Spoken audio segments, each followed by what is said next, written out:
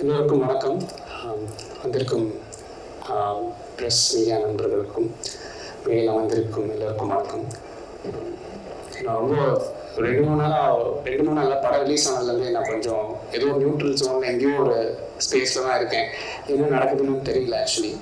Because நான் இந்த இண்டஸ்ட்ரிக்கு வந்து நிறைய படங்கள் பண்ணியிருக்கேன். பட் எனக்கு இதுதான் வந்து என்ன நான் புரிஞ்சுக்கிட்ட ஒரு படமாக நான் பார்க்குறேன்.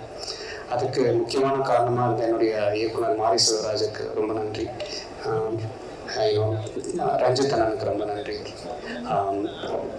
ஸோ பைசன் வந்து என்னன்னா வந்து லைக் ஒரு ரெண்டு எமோஷ்னலாக ஒரு பீப்புள் லைக் என்னுடைய டைரக்டர் ஆல்மோஸ்ட் நீங்கள் விப்னாஷ்னு ஒரு படம் பார்த்துருப்பீங்க. அந்த படத்தில் வந்து இந்த ஒரு அவருடைய மாஸ்டரோட ஒரு சிரிப்புக்காக அந்த படம் ஃபுல்லாக ட்ரம்ஸ் வாசிச்சு கடைசி ஒரு சிரிப்பு வரும்போது அந்த படம் முடியும். எனக்கு தெரிஞ்ச மாரி செல்வராஜ் சாரோட ஒர்க் பண்ணது அப்படிதான் இருக்கு. ஸோ அது வந்து அகைன் அந்த படத்தை சொல்ற விஷயம் ஒரு ஆர்ட்டுக்காக அந்த கிரேட்னஸ்க்காக அந்த பையன் வந்து வாசிட்டே இருப்பான்.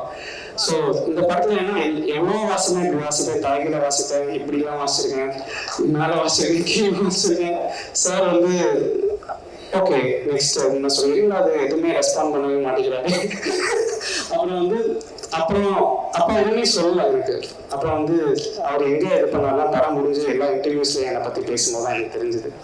ஸோ என்னுடைய one of my best works இன்னைக்கு காலையில் கூட ஒரு சுவாரஸ்யமான விஷயம் நடந்தது. என்னன்னா இந்த ஆப்பிள் ஸ்டோருக்கு சும்மா அது மவுஸ் வாங்குறதுக்கு போயிருந்தேன். இப்போ ஒருத்தர் பார்த்து ஓடி வந்து கண் கலங்கி லிட்டரலி அழ ஆரம்பிச்சிட்டாரு இந்த பைசன் படத்தோட பாடல்கள்லாம் கேட்டு.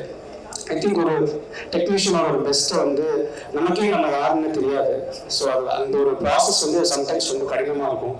அந்த ப்ராசஸ் வந்து எனக்கு நான் யாருன்றது புரிய வச்சது என்னுடைய இயக்குனர் மாரி செல்வராஜ் சார் தான்.